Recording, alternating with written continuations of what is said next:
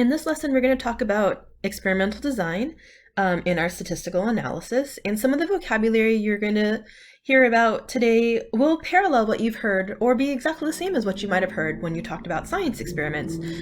So you'll see when we run an experiment, there are definitely some things we like to kind of have in common regardless of what field you're working in, right? Science, math, because a lot of times you do science experiments and you run statistical analysis on it too. So let's go ahead and get started on some vocabulary. The first thing I want to talk about is what is a controlled experiment, which is probably, again, something you've heard about in science. So a controlled experiment is basically when you have two groups, or possibly more than two groups, right, studied under identical conditions with the exception of one variable, which is your what you're testing. So for example, if you're trying to study if a particular online program is effective with students, you might have two groups of randomly chosen students in identical conditions. So they're both groups are both, first graders from the same school, and they're both randomly chosen, so everybody is kind of mixed, there's no bias. And then one group will have no extra online resource, and the group would. So then you see everything else was controlled for, right? We didn't change anything except for the introduction of that online program, right? So the subject group where they're not given that extra treatment is called the control group, which is kind of like how things are going without any change. And then the group that's subject to the treatment is called the treatment group. So they're the ones getting that extra, or whatever it is that we're trying to study, with that extra variable. Right. So in my example, the control group would be the group of students who just don't do the additional online practice. And the treatment group would be the group that does have access to that online resource. Okay. So then we want to talk next about randomization. And we've talked a lot about how random is really, really important. So randomization is a process of randomly assigning subjects to different treatment groups. So like I was saying in my earlier example, we don't want to have that group of kids right, have any bias, like the treatment group versus the control group. We don't want to say, okay, all the kids who's, has high grades gets the treatment, and the other kids who have, like, they don't turn in their homework, they don't get the treatment. We don't want to bias things like that.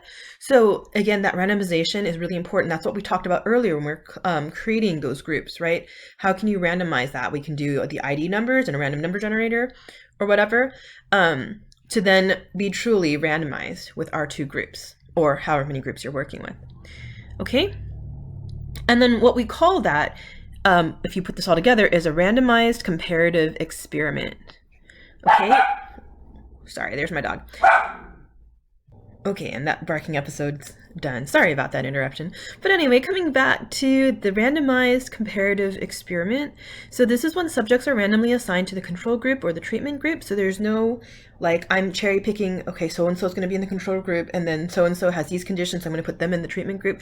You're just randomly doing it, no bias whatsoever. All right, and we call that a randomized comparative experiment. Okay, I think it all sounds a little bit fancier, but randomized meaning it's randomly chosen, right? Comparative, we're going to compare the results, and we're running an experiment. That's what it is. So that's your randomized comparative experiment. In some cases, the control group is given what we call a placebo. So again, you might have heard that term before, that word before, where it's a harmless, unmedicated treatment, right, that resembles the actual treatment. So in terms of like testing medicines, right, you'll be giving someone a sugar pill or the actual medicated pill, right? This, like, sugar pill or something wouldn't actually affect their condition versus like the actual medicine that they're testing would potentially have some kind of benefit, right, to whatever it is they're trying to study, whatever condition they're trying to study, right? So that could be given. That way, both the control group and the treatment group look like they're doing the same thing, whereas it's kind of a blind experiment. So it could be a blind experiment. It would be a blind experiment, I should say, because usually the people who are given the placebo don't actually know it's a placebo, and that's where you hear the phrase placebo effect come in, where they believe they're getting something that's like the medicine that they need, and they're getting better, and that could be just kind of the mental state people are in. So anyway, I digress. Let's come back to this. The comparison of the control group and the treatment group makes it possible to determine any effects of the treatment. And remember, again, that treatment doesn't have to be medical. It could be, like I was saying before, the online resources versus not having access to online resources and whatnot. Okay, so for this first example, what we want to do is determine whether the study is a randomized comparative experiment. And again, don't let that fancy sounding phrase get to you, because all we're trying to figure out is, number one, do the groups get chosen randomly? And then, is it an experiment that will end up comparing two groups, right? That's really all it is.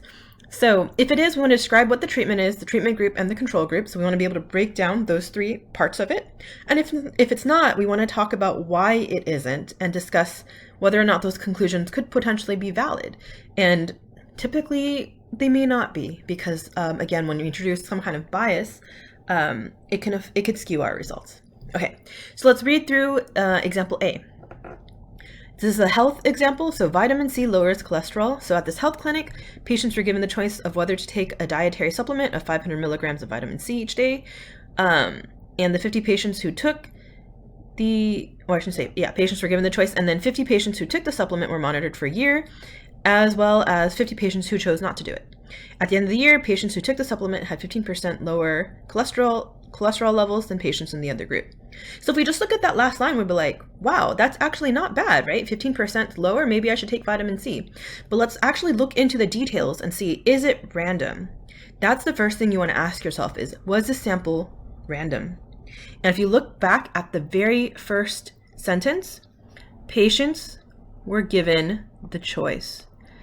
Does that mean it was randomized? No, they were voluntarily choosing to take this new treatment, or the vitamin C. So when that happens, can we kind of trust our conclusions? Can we say, oh yeah, 15% lowered cholesterol levels, so vitamin C should lower cholesterol levels? No, we can't really be really confident that yes, that's valid, because we don't know what else was going on with the group who took it versus, and of course the group who didn't take that supplement, right?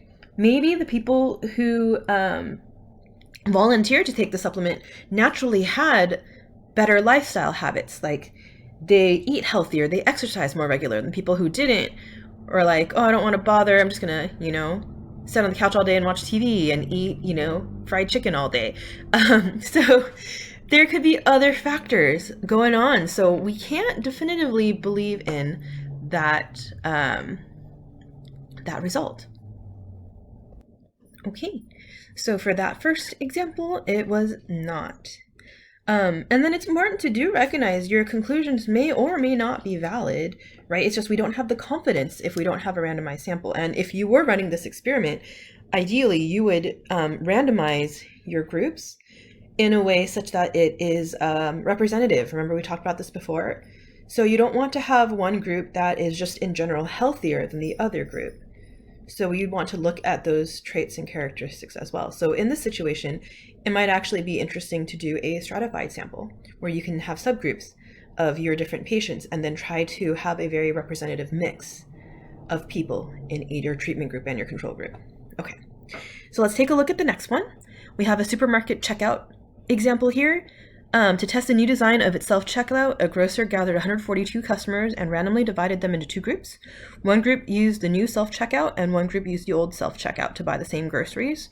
Users of the new self-checkout were able to complete their purchases 16% faster. So is this a randomized comparative experiment, which is just a fancy way of saying, do we have two random groups that we are comparing? And here, because we can see in the directions, right, it clearly tells us, hey, they have randomly divided the customers into two groups. So yes, it is randomized, okay? So then from there, since it is a randomized comparative experiment, what's the treatment group, the control group, and what is the treatment? So the treatment is basically the use of the new self-checkout, right? That's what's new here. That's what we're trying to study, is if it's actually how it compares to the old one. The treatment group is the group that actually uses the new system, and the control group is the group that uses the old stuff, right? So if things didn't change, that's the control group. All right. So there's everything I just said all typed out. So that's our first step, is to determine, right, if we do have a randomized comparative experiment, which is what we want, because we want to be able to come up with conclusions that are valid that we can actually put our faith behind, right? So if we move on to the next section, randomization applies to experiments and also observational studies. So we talked about the randomized comparative experiment, which is when we're actually trying to have the control group and a treatment group. But we also have what are called observational studies, which we've mentioned before. So again, we talked about the experiment where we have a control and we have a treatment group, but then we also have these observational studies. And we've kind of talked about this before when we talked about observation, but basically you would create random sample, or you would select random samples, and you would, again, just observe, right? So you're just recording data based on what they're doing without actually interfering at all. And then you're going to come up with some analysis with that data. So randomization is important for observational studies. When we've talked about this before, how do you pick your sample? It needs to be random for us to trust our results. So it just kind of makes sense. So good experiments and observational studies are designed to compare data from two or more groups and to show any relationship between variables. So that relationship is kind of a loaded word, because a lot of times when we want to talk about our relationship, we want to immediately say, okay, well, this causes that. But we have to be careful, because we have two types of relationships. We have a correlation and we have a causation, okay? And only a well-designed experiment can actually give us cause and effect, where we can say, yes, this caused that, this caused that, right? Versus a correlation. So if you look onto the backside of your paper, but if you just look down below on the second half of the screen here, the bottom half of the screen, comparative studies and causality is something really important with statistics. You probably hear a lot that correlation does not, mean causation, and that's important, because if we have an actual randomized comparative experiment, and we're saying it's rigorous, meaning we've done our due diligence, we made it as good as possible, we've controlled things, we made it random, right? Trying to eliminate other sources of variation besides the controlled variable, then yeah, maybe it's possible to get cause and effect and say, yes, the vitamin C did affect the cholesterol to go down. However, when we're observing, if you're doing an observational study, we can't determine causation. So an observational study, the best we get out of this, which is actually still good information, the best we can get is what's called correlation. So correlation is just saying, yes, they affect each other, but we're not saying for sure A is causing B or B is causing A, but we say, yes, they do affect each other, right? Like, yes, maybe eating fried foods every day does affect your cholesterol levels, but can we say for sure that eating fried food every day makes your cholesterol rise? No, right? That's the difference between correlation and causation. So when we're observing, we just want to say, yes, they do affect each other. There's some relationship there, but we're not sure what that actually is. Okay? So if we move on to an example, right here, we want to explain whether the following research topic is best investigated through an experiment or an observational study, then describe a design for the design or the experiment or experimental design. Oh, I should say the design for the experiment or the experimental design, right? So things you have to watch out for here is, in a perfect world, we should be able to design, we would love to be able to design an experiment for everything, but really you have to think about what you're trying to study, right? There are morals and ethics we have to abide by. So we can't go lawless and start experimenting anything we want on people. So you have to think very carefully, like what would make the most sense, right? If I was just doing dice rolls, then sure, I can run an experiment, right? But if I'm trying to experiment on, let's say, animals or people, there are some things we have to factor in, right? Is it ethical to make, an animal starve for 3 days in a row? Maybe not, right? To do some kind of study on starvation and how it affects the heart rate or something like that, right? So we really have to think about what would be best, because like I said, even though we can't determine causation for an observational study, it still does tell us correlation, which is still big. Okay, so if you look at that first one, you want to know whether vigorous exercise in older people results in longer life. So we have to really think, would it make sense to actually run a randomized comparative experiment here? And I'm going to say no, right? Because if you're trying to test on people, we have a lot of ethical guidelines to think about. And if you're looking at older people, and we can define that loosely as perhaps, 65 or above or 75 and above, Is it ethical to make a treatment group actually do like strenuous exercise? Probably not, because they might have a number of health issues. Like, can they actually handle running 3 miles every single day? Maybe, maybe not, right? But it'd be best then to do an observational study to kind of see, right, those who do choose to do vigorous exercise and those who do not, if there is some kind of relationship, some kind of correlation between the exercise and their lifespan as we observe them over a long period of time. Okay, so again, you'd want to conduct an observational study, but still do your best to randomly choose your groups. So you might have a population of, or a larger sample group of older people who vigorously exercise, and you want to randomly choose people from there and randomly choose people from your group who doesn't. And then this might be a longer study, but you'll want to check in at regular intervals, maybe every couple of years or every year, to see how they're doing. And then at the end of your study, you'd be able to determine if there's a correlation. Remember, very different from a cause. We can't for sure say the vigorous exercise caused them to have a longer life, but we can say when they did do a vigorous exercise, it does have some kind of relationship with the longer lifespan, if that was the results that we saw. Okay, so an important part of experimental design is sample size, because we've said this before. We need to have a large enough sample to give us confidence in our results. And then also what's important is, again, the validity of your experiment, which is what we said we want to try to eliminate bias. But also, if you are doing an experiment, we want to be able to replicate it. So replication is important, right? Because we should be getting the same results as we do the same experiment, right? Like multiple trials. So we want to do as best as we can, repeat the experiment under the same or similar conditions. Okay, so in our next couple examples, what we want to do is we want to take a look at the situation. The school wants to test the effectiveness of an online program which teaches writing skills. We want to identify a potential problem, if there are any, with the design and describe how we can improve it. And again, the improvements aren't limited just to replication, but improvements can definitely be, let's replicate that to make sure we get the same results, or we get consistent results. We can also improve things by adjusting how we randomized our samples. We could make things better by, rewriting a survey. There's a lot of ways you can improve a study. So you want to think about the different situation, what's going on with it. But don't forget, one way to improve a study is, of course, to introduce replication. Okay, so here's the first scenario.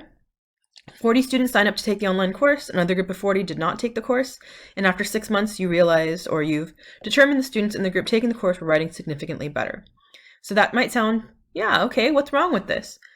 Well, remember again, start with, is it a random sample? Well, if 40 students sign up by themselves, they were not told they were taking it, they weren't, just randomly selected and placed into these groups, then this is a voluntary situation. So the groups are not going to be similar, right? How can we guarantee that the 40 students who signed up to take the online course are going to be relatively the same in terms of their characteristics of the 40 who didn't? Maybe the 40 who didn't take the course don't have internet access because they're from a lower socioeconomic status. Then they're already at a disadvantage compared to the people who did take the online course. Or maybe those who are taking the online course to improve their skills are much more motivated because they're doing all this additional stuff outside of school anyway, and they get extra help, while the other 40 just don't really, do as much on their own. So we have just no way of telling that these groups are actually similar, so we can't trust our results. So we can make this better by actually making the samples random, using whatever randomization process you would like. Okay, so again, to improve, just some way of making your two random groups would be best, right? You pick 80 students somehow, and then you divvy them up randomly and say 40 of them are going to take the online course and 40 of them will not, and then you assess the results. So the next example Or the next scenario with the same example, the school chooses 100 students from each grade level. Within each grade, 50 are randomly assigned to the additional online instruction. And after 6 months, the students working with the online program showed significant gains in their writing skills. So the first thing we ask ourselves, right, is this a random sampling, right? Is this a randomized comparative study? And yeah, it is, because we can see, okay, they did tell us they are going to be randomly assigned. All right, so that already ticks off that first box. So we can look at this and say, okay, well, let's trust it, let's move on. But remember, what makes this even better? To improve the validity, we want to replicate this. So maybe what we want to do is take 100 students from each grade level the next year and see if we get the same thing, right? But we just need to somehow replicate this once, twice, a few more times so we can really consistently see we're getting the same data. So this year isn't just the one kind of fluke year where it happened to all align really well. All right, so remember that replication is always something you can say would be an improvement to an existing study if it doesn't already have it built in. Right, so if you look at all the characteristics of the study, it's actually easy to replicate because we've divvied up the students based on grade level, so we can do that every year or even a month later in the same year. And then we have enough structure so we can just randomly choose an additional 50, right, from each grade level to do the study again. Okay, so feel free to pause right now if you would like to try the UTRI problems on your own. So there's 3 on the next page for you to run through. Whenever you're ready, hit unpause and we will start checking these answers. All right, so let's go ahead and check these. And oops, there were 4. I didn't see the last UTRI down at the bottom, but we'll check all 4 of these. So with the first one, it goes back to what we talked about at the beginning. Is this a randomized comparative experiment, which is just a fancy way of saying, is this a random study? So if you look, again, it's volunteers. Volunteers automatically tells it's not random. So maybe the people who volunteered already have great driving records, and for other reasons. Maybe they sleep longer, or maybe they have faster reflexes for some reason, right? So it's not random because there's volunteering going on. The second one, should we do an experiment or an observational study? Here, when we're growing flowers, we can completely control the growth of flowers or working with flowers, right? So we can totally do an experiment with this. We're not going to run into any ethical issues with flowers. So we can have a completely controlled environment with the same soil, same water, same light, same temperature, and then just miss one group and not miss the other to get our data and our results. So that's totally doable as an experiment. Okay, so next one. A pharmaceutical company wants to test the effectiveness of a new chewing gum designed to help people lose weight. So they've randomly assigned subjects to the treatment group and control group, gave them the gum, and in addition, gave them a DVD that documents the dangers of obesity, and then got some results from that, right? So with this situation, yes, we've got the random samples, the random groups, which is awesome, but do we actually control for a single variable? Remember, we want to try to study just one variable at a time. That's how we know for sure that one thing that we're testing, that treatment, is what's causing or creating a correlation with this situation, right? So here, because we gave the groups 2 things, right? You've given the treatment group gum as well as a DVD. How do you know which one is the one which might have motivated the people to change? We don't know. So to make this better, we want to take each variable and study them separately, right? Because we want to control for everything else but one variable. So maybe do one study of just, hey, does this DVD actually affect people's perception on weight loss and obesity and in their own health? And then separately, now let's check out this chewing gum and see if nothing else, they're just chewing this new gum, do they actually lose weight? And then we can have information looking at those 2 studies together. Okay, this last one might have been a little confusing because if you look at it, you're like, wait, I don't see what's wrong with it. But it's not clearly stated that the subjects are actually chosen randomly. So we need to make sure that you have assigned your subjects randomly. So if you don't see that indicated, we don't want to assume, yes, it was done randomly. We want to say, hey, can you go back and actually describe your randomization process, or can you redo this with a random, with choosing random groups? Okay. So that wraps up experimental design. Please, as always, let me know if you have any questions, and thank you for listening.